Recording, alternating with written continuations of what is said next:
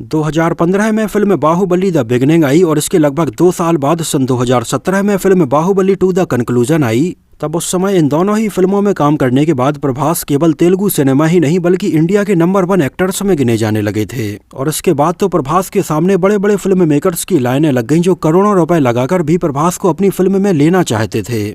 और बाहुबली 2 के बाद प्रभास हमें साहो, राधेश्याम और आदि पुरुष जैसी कई बड़े बजट की फिल्मों में नजर आए, लेकिन इन फिल्मों का केवल बजट ही ज्यादा था, स्टोरी में कोई दम नहीं था और ये फिल्में बॉक्स ऑफिस पर नहीं चल पाई थीं। और उस समय इन फिल्मों के लिए प्रभास को इतना ज्यादा ट्रोल किया जाने लगा कि प्रभास के ऊपर बहुत ज्यादा प्रेशर आ गया था। लेकिन फाइनली प्रभास का लगभग 6 साल बाद कमबैक हुआ है सन 2023 में आई फिल्म सालार पार्ट 1 सीज फायर से, जिसको KGF के डायरेक्टर प्रशांत नील ने डायरेक्ट किया है। और सालार बिल्कुल एक अलग ही दुनिया है और अब ये कहा जा सकता है कि सही मायने में अब जाकर कहीं प्रभास का कमबैक हुआ है। और एक अच्छे डायरेक्टर की पहचान यही है कि एक बड़े स्टार के स्टारडम का यूज वो अपनी एक अच्छी कहानी में करे। और जब एक बेहतरीन कहानी के साथ में कोई बड़ा स्टार मिल जाता है तो फिल्म बॉक्स ऑफिस पर धमाल मचाती है, जैसा कि फिल्म सालार के साथ में भी अभी हो रहा है। फिल्म ताबड़तोड़ कमाई कर रही है। तो आज के अपने इस वीडियो में हम बात करने वाले हैं फिल्म सालार के बनने के पीछे की बहुत सारी सच्ची बातों के बारे में।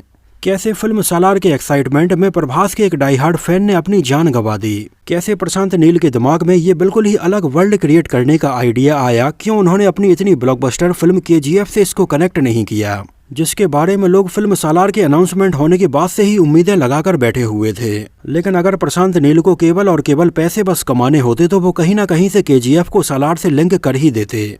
और इस बात में भी कोई शक नहीं है कि सालार का आज जो कलेक्शन हमें देखने के लिए मिल रहा है, अगर KGF से ये कनेक्ट होती तो ये कलेक्शन डबल होता। लेकिन प्रशांत नील यहाँ पर सालार की कहानी से बिल्कुल भी खिलवाड़ करना नहीं चाहते थे और ना ही जबरदस्ती का रॉकी भाई का कैमियो इसमें रखवाना चाहते थे। तो इस बात के लिए डायरेक्टर प्रशांत नील की तारीफ तो बनती है कि वो फिल्म की कहानी के ऊपर ही अड़ग रहे, उन्होंने ऐसे जबरदस्ती के कैमियो नहीं रखवाए। नहीं तो आजकल YRF स्पाई यूनिवर्स की फिल्मों में आप देखो केवल और केवल कैमियो रखवाकर ही काम किया जा रहा है। तो कहने का मतलब ये है कि प्रशांत नील यहाँ पर ऑडियंस को भी बिल्कुल ग्रांटेड लेना नहीं चाहते हैं कि ऑडियंस यूनिवर्स के नाम पर कुछ भी देख ले।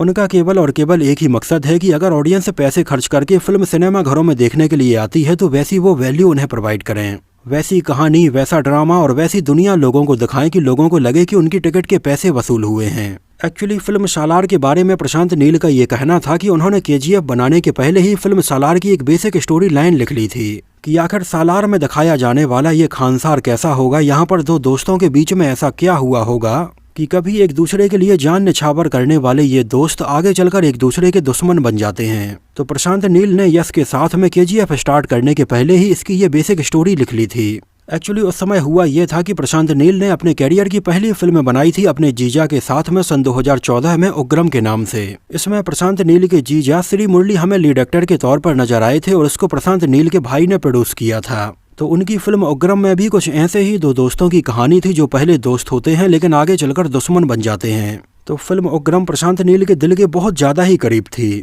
हालांकि उस समय फिल्म उग्रम केवल और केवल कन्नड़ा भाषा में रिलीज हुई थी, ये पैन इंडिया रिलीज नहीं हुई थी, जिसको वहां पर बहुत ज्यादा पसंद किया गया था। और उसके बाद से ही प्रशांत नील के मन में ये था कि ये कहानी किसी तरह से पैन इंडिया लेवल पर लाई जाए। तो फिल्म उग्रम में ये जो दो दोस्तों के बीच में इमोशनल बॉन्ड है उसको प्रशांत नील ने फिल्म सालार में यूज किया है। और ये बात खुद प्रशांत नील ने अपने एक इंटरव्यू में एक्सेप्ट की है कि उन्होंने फिल्म उग्रम का एक बेसिक एसेंस फिल्म सालार में रखा है। लेकिन उन्होंने ये भी कहा कि फिल्म सालार की जो कहानी है वो बिल्कुल ही अलग है और ये एक अलग ही दुनिया है। और अगर आपने उनकी फिल्म उग्रम और सालार दोनों ही देखी होंगी तो आप समझ पा रहे होंगे कि फिल्म सालार में कौन कौन सी चीजें यूज की गई हैं। तो एक बेसिक फ्रेंडशिप बॉन्ड के अलावा फिल्म सालार और उग्रम में कुछ भी कॉमन नहीं है। प्रशांत नील ने बताया कि उन्होंने फिल्म सालार की पूरी स्टोरी लाइन लिख ली थी जो लगभग 6 घंटे के आसपास की थी और इस पूरी स्टोरी लाइन को एक फिल्म में दिखाना किसी भी तरह से पॉसिबल नहीं था। तो ये पहले ही डिसाइड हो गया था कि फिल्म सालार को वो 2 पार्ट में बनाएंगे। फिल्म सालार को शूट करने के लिए हैदराबाद की रामोजी फिल्म सिटी में लगभग 100 एकड़ एरिया में इसका पूरा का पूरा सेट लगाया गया था, जहां प्रभास और पृथ्वीराज सुकुमारन के साथ में लगभग 300 से 400 बैकग्राउंड एक्टर्स के साथ में कई एक्शन सीन फिल्माए गए। जैसे फिल्म का ये पहला ही एक्शन सीन था जहां पर प्रभास सुरती हसन को गुंडों से बचाते हैं। इस सीन को रामोजी फिल्म सिटी में सेट पर ही फिल्माया गया था। हालांकि इसके अलावा फिल्म सालार के बहुत सारे सीन तेलंगाना के गोदावरी खानी में भी फिल्माए गए हैं, जहां पर बहुत सारी कोल माइन है और यहां पर फिल्म सालार के कई सीन शूट किए गए हैं। हालांकि प्रशांत नील ने सालार पार्ट 1 के अलावा इसके पार्ट 2 के भी कुछ सीन शूट कर लिए हैं। लेकिन उस समय ये डिसाइड नहीं था कि ये सीन इसके पार्ट 1 में ही रखे जाएंगे या पार्ट 2 में रखे जाएंगे। एक्चुअली खानसार की ये अलग ही दुनिया दिखाने के लिए VFX का भी बहुत ज़्यादा यूज किया गया है। फिल्म सालार में लगभग 600 से भी ज़्यादा VFX शॉट रखे गए हैं। जैसे इसमें राजा मन्नार यानी जगपति बाबू की ये बड़ी सी हवेली दिखाई जाती है जिसमें हेलीपैड भी होता है। एक्चुअली अगर आपने इसको ध्यान से देखा हो तो ये सेम वही हवेली है जो कि फिल्म KGF में गरुणा की हवेली थी। एक्चुअली ये कर्नाटक मैसूर का ललिता महल पैलेस है जो कि देखने में रियल में हमें कुछ ऐसा नजर आता है, लेकिन डायरेक्टर प्रशांत नील ने सेम इसी ललिता महल पैलेस को KGF में और सालार में अलग अलग तरह से यूज किया है। जहां KGF में ये हमें कुछ ऐसा नजर आता है और इसके आसपास ये पूरा VFX से चेंज किया गया था। कुछ ऐसा ही फिल्म सालार में VFX से ये इसका पूरा का पूरा हेलीपैड अलग से बनाया गया था। एक्चुअली इस ललिता महल पैलेस में बॉलीवुड और साउथ की बहुत सारी नई और पुरानी फिल्में शूट हो चुकी हैं, जैसे राउडी राठौर, लिंगा, तड़ीपार, पृथ्वी, आई मिलन की रात जैसी तमाम फिल्में हैं। हालांकि इन सारी फिल्मों में इसको बिल्कुल सीधा सीधा यूज किया गया है, लेकिन प्रशांत नील ने यहाँ पर अपनी फिल्मों में VFX से चेंज करके इसको यूज किया है। फिल्म सालार को लेकर प्रभास के फैंस में बहुत ज्यादा क्रेज था और इसके रिलीज होने के बाद एक फैन की जान तक चली गई थी।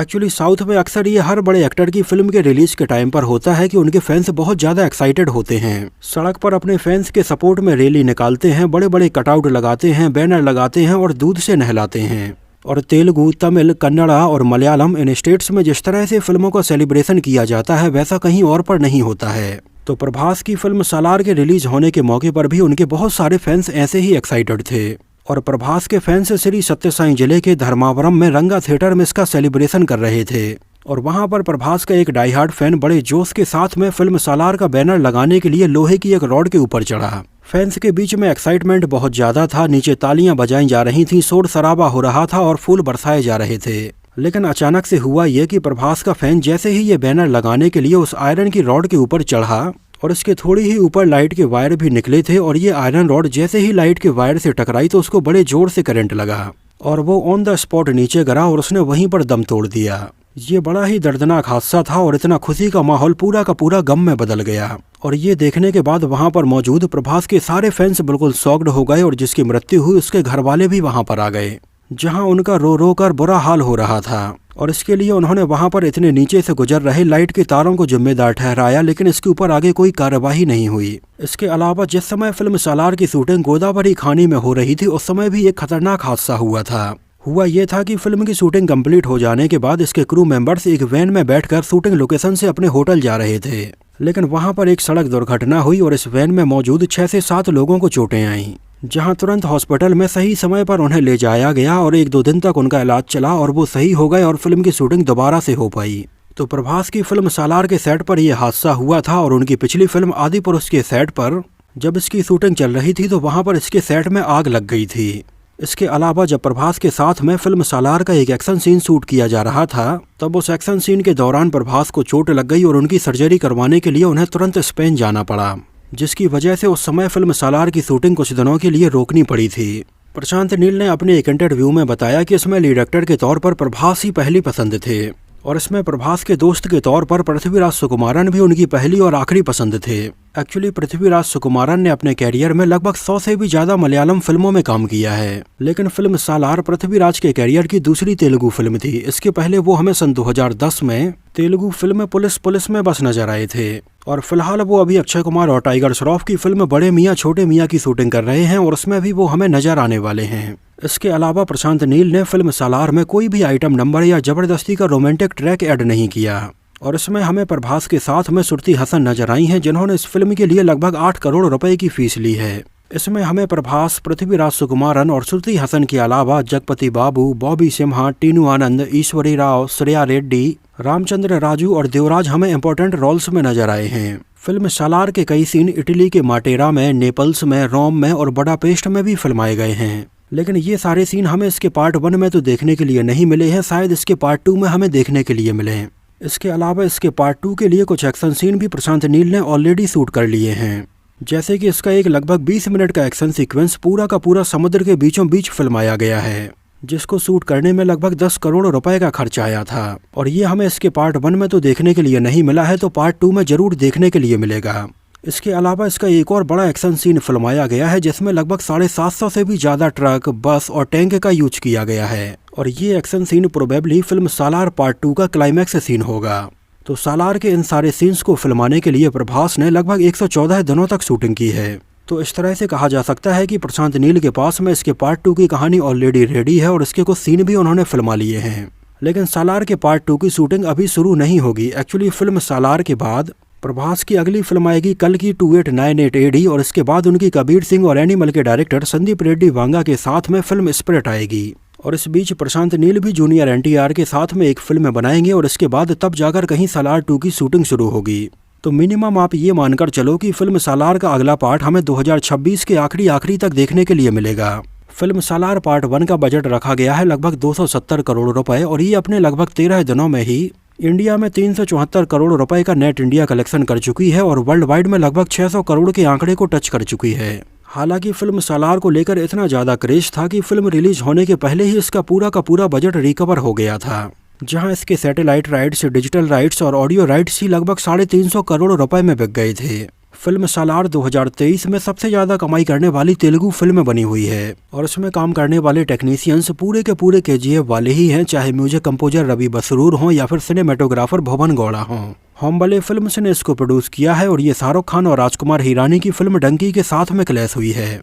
और यहाँ पर गौर करने वाली बात यह है कि होमबले फिल्म्स की पिछली फिल्म KGF चैप्टर 1 भी शाहरुख खान की फिल्म जीरो के साथ में क्लैश हुई थी और सालार और डंकी के जरिए होमबले फिल्म्स और शाहरुख खान की फिल्म का दूसरी बार क्लैश हुआ है। हालांकि इन दोनों ही फिल्मों की थीम भले ही अलग थी, लेकिन इन दोनों ही फिल्मों को इस क्लैश में लगभग 100 से 150 करोड़ का नुकसान तो हुआ ही हुआ है। इसके अलावा डायरेक्टर प्रशांत नील ने अपने एक इंटरव्यू में बताया कि उनकी ये एक्शन फिल्में कहीं ना कहीं अगर देखा जाए तो अमिताभ बच्चन की 70s में आई एक्शन फिल्मों से ही इंस्पायर्ड हैं। उस समय सलीम जावेद के द्वारा अमिताभ बच्चन के लिए लिखी गई ये फिल्में प्रशांत नील के दिलो दिमाग में बसी हुई थीं, जिन फिल्मों में हीरो की लार्जर देन लाइफ इमेज वाला इफेक्ट कहीं ना कहीं उनकी फिल्मों में भी देखने के लिए मिलता है। इसके अलावा प्रशांत नील ने बताया कि आगे चलकर उनकी इच्छा है कि वो अमिताभ बच्चन के साथ में एक फिल्म में काम करें और वो अमिताभ बच्चन को एक ऐसा नेगेटिव रोल दें जो उनके कैरियर का अभी तक का सबसे बड़ा नेगेटिव रोल हो। तो दोस्तों, ये तो बात हुई फिल्म सालार से जुड़े बहुत सारे अननोन फैक्ट्स के बारे में। इसमें दिखाए जाने वाले खानसार, वहाँ के सारे कैरेक्टर्स, वहाँ के नियम कानून और ऐसी बहुत सारी चीज़ों के बारे में हम एक वीडियो में डिटेल से बात करेंगे, जिसको हम अपने channel flashback revisit and review पर अपलोड करेंगे। तो हमारे उस चैनल को भी आप सब्सक्राइब कीजिए और अगर ये वीडियो आपको पसंद आया हो, मेरी मेहनत आपको पसंद आई हो, तो उसको प्लीज लाइक करके मुझे इस बात का जवाब जरूर दीजिए। और मुझे तो फिल्म सालार काफी पसंद आई है, आपको ये फिल्म कैसी लगी थी हमें कमेंट में जरूर बताना। तो इस वीडियो में इतना ही, मिलते हैं आपसे अगले वीडियो में कुछ और ऐसी ही इंटरेस्टिंग और रोचक बातों के साथ।